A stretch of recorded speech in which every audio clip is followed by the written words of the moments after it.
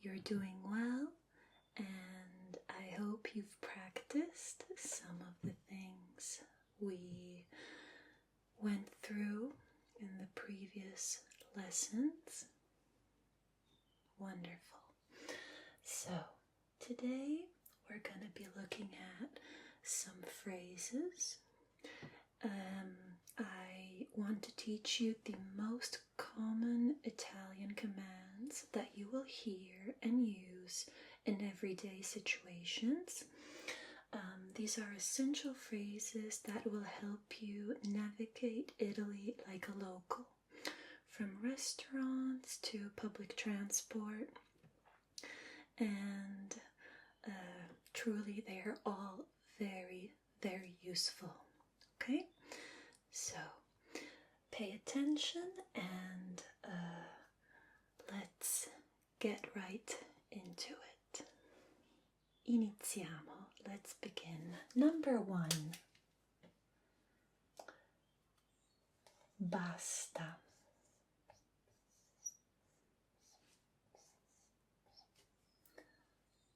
Basta. Basta means enough.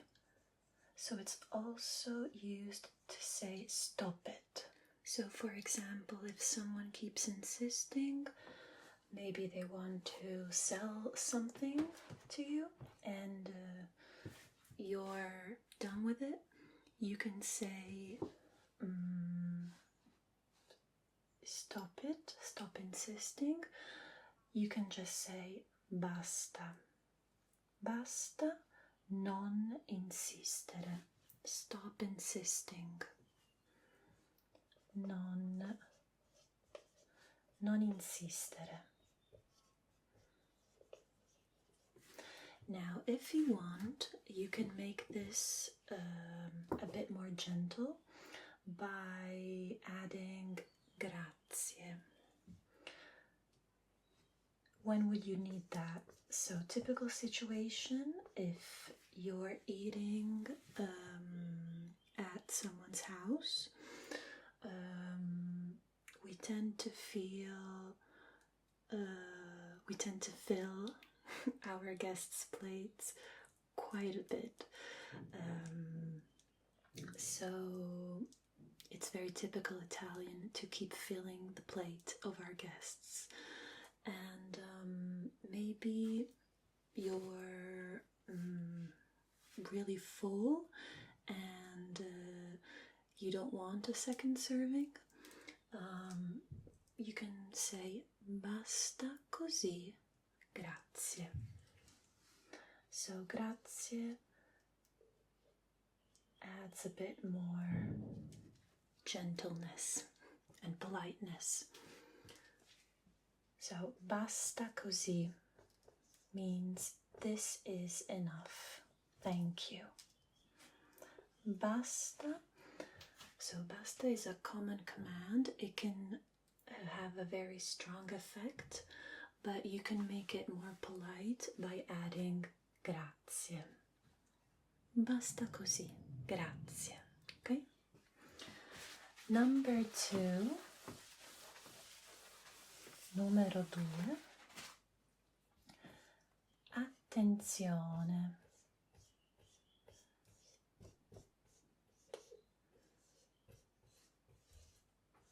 Attenzione. This means attention, watch out. You can hear this, but you can also read this. For example, let's suppose you're in a public bathroom and you read something like this.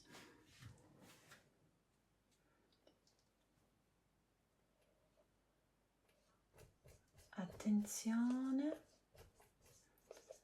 pavimento bagnato. That means watch out, the floor is wet. So whenever you hear attenzione, pay attention, okay?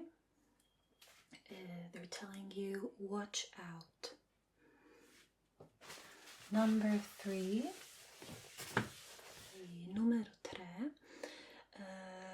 this one is very helpful when, for example, you're visiting museums.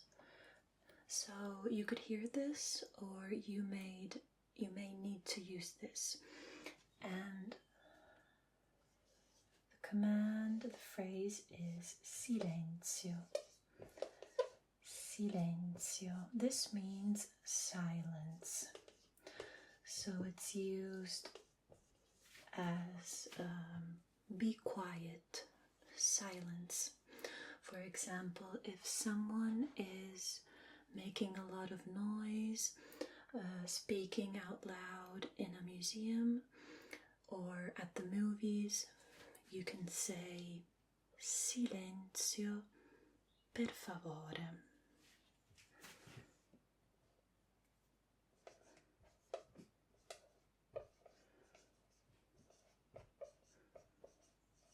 Per favore means please. So be quiet. You can ask people to be quiet in a situation where it's not good to make noise. Okay? Also in school, this is used quite a lot by teachers. Let's move on to number 4, numero 4. Avanti.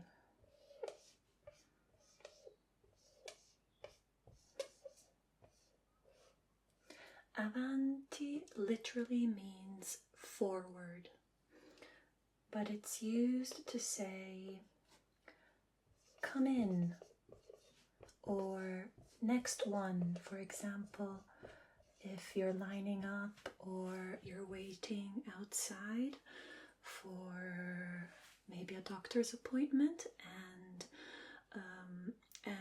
they're now ready for you to come in, they would say avanti, come in.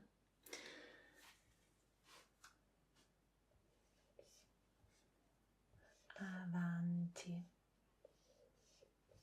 Okay, number 5. This is the opposite of avanti, and it's occupato. Occupato. I know that most people know this as busy. I'm busy. Sono occupato. But occupato, for this reason, is also very common in a very specific situation when you're waiting outside of a public toilet and you knock on the door and the person inside says occupato. So busy. Okay? So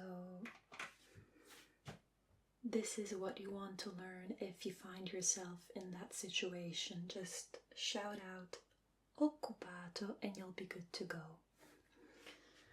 Number 6, numero 6. This may surprise you. Number 6, numero 6 is prego. I know you're gonna be like, what are you saying? Prego means you're welcome. We've seen this before. What does it have to do with commands? Well, prego is a very interesting word and it can have several meanings. Okay? Not just you're welcome. It can be used as a command. For example, to say, go ahead or after you. So, let's suppose you're getting inside a place, going inside somewhere, and there's someone before you, and they would be polite towards you, saying, prego, after you. Okay? So maybe they would hold the door and say, prego, after you. They're not saying you're welcome. They're saying, please, after you. You go first. Go ahead. Okay? Prego. So keep this in mind when it happens, and it's quite common. So,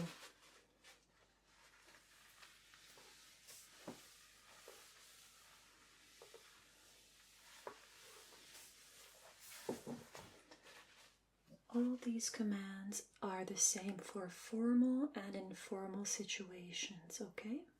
And they don't change.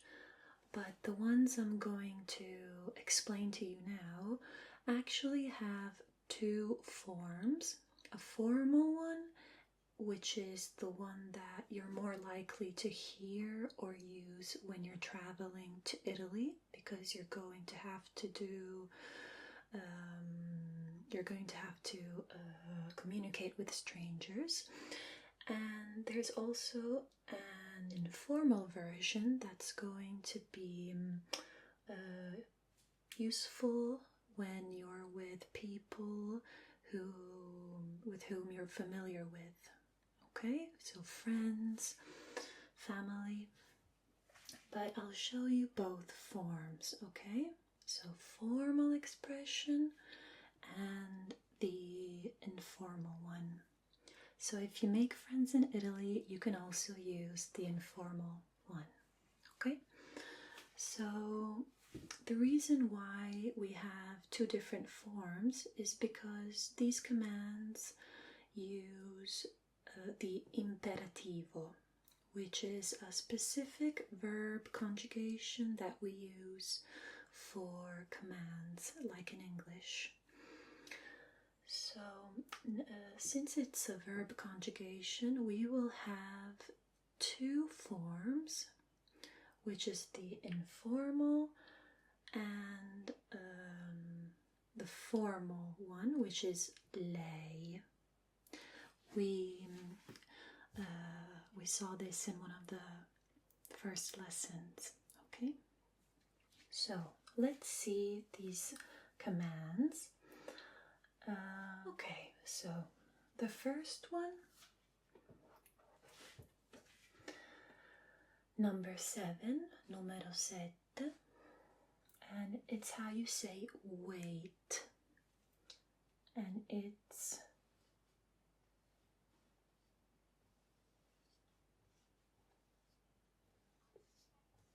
aspetti. This is the formal one. So for example, let's suppose you would want to call someone's attention. You would say aspetti. Maybe you forgot your keys and someone shouts out, aspetti, ha dimenticato le chiavi. Wait, you forgot your keys. Okay, so this is used with strangers, the formal form. So, aspetti, ha dimenticato le chiavi. Okay.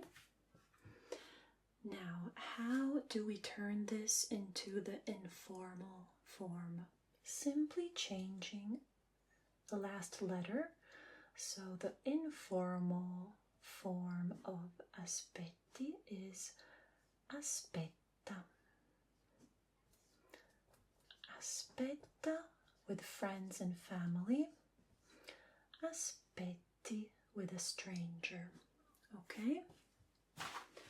Let's do number 8, numero 8. And it's stop. How do you say stop in Italian if you're saying it to a person? Si fermi. That's because we use the reflexive form fermarsi. So the si is a reflexive pronoun. Si fermi. So if you want to say to a taxi driver, please stop here, you would say si fermi qui, per favore. Please stop here. Okay?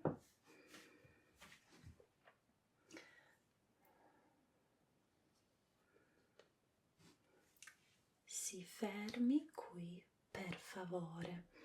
Now, let's see the informal version of si fermi, and it's fermati.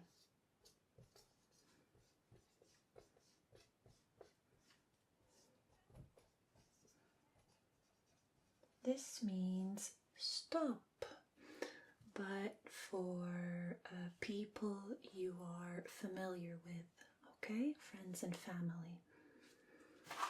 Let's see number 9, numero 9.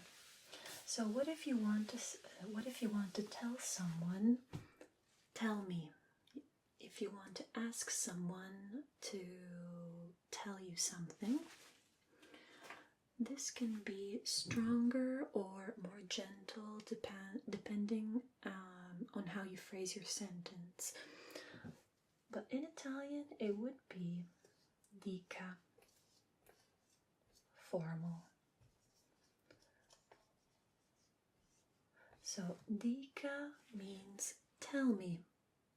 For example, this is something that many people use in stores, shops, when you come inside the shop and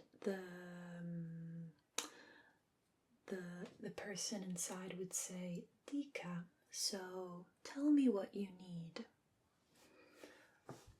Or the phrase would be mi dica cosa le serve. Tell me what you need. Okay? So,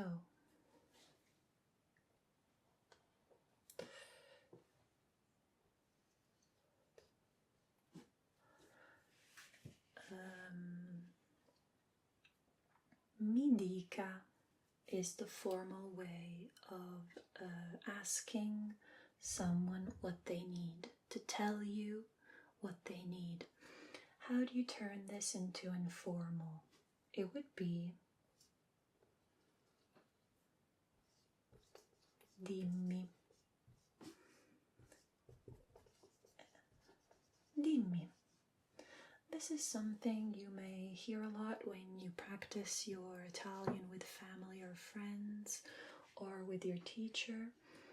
When you're talking to them and you're about to tell them something, they may encourage you by telling you dimmi, dimmi.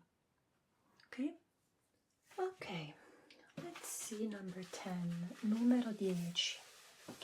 And this is not very common anymore, but it's worth knowing because sometimes people still use it, and then there's an alternative that's much more common. This is when the waiter comes to take your order. And in the past, the common expression would be comandi, which means command, like command your order, comandi. But it's not that common anymore. So what we may use instead is pronto per ordinare, which means ready to order. If you're more than one, they may say pronti, plural, per ordinare. Let's see number 11, numero 11, which is how to say go away. And you may need it, unfortunately. And it would be vai via, go away. Maybe someone keeps trying to sell you something. You can say vai via, non sono interessato, I'm not interested. Okay, so now for this one, I showed you the informal form. This is the informal one. Probably because if someone is annoying you, they are not showing you respect, so you don't show them respect either. So you use the informal form. Okay, vai via. You can also use this for maybe stray dogs. Vai via, and the dog will most likely go away. Okay, now let's see the last one.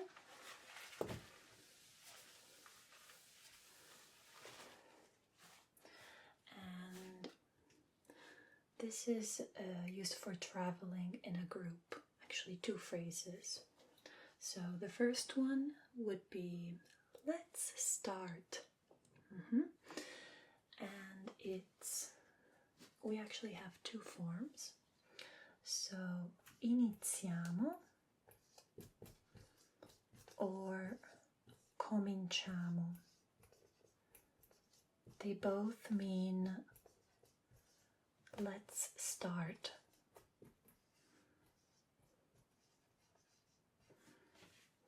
Okay, so same meaning. So let's notice the pattern. In Italian, we don't have a let's form. So we say the same thing by using the noi form of present tense. So iniziamo and cominciamo both mean we begin or we start. But in English it would be let's start. So, for example, iniziamo la visita guidata. Let's start the tour, the guided tour. Okay? Let's see the last one. This won't be a surprise, probably. And it's how to say let's go. Okay? And for the same reason I just explained, we say in Italian we go, and it would be andiamo, let's go. Let's go. How would you say let's go to the restaurant? Andiamo al ristorante. Okay, so let's all go to the restaurant. Okay, molto bene. Now, these were the commands, commonly used commands used in Italian, but remember that these commands are essential for daily life in Italy, and now you know exactly how to use them. Okay? I hope you found this lesson helpful, and I encourage you to practice these commands on your own. And in the next lesson, we'll be looking at some new phrases. Okay? It was a pleasure.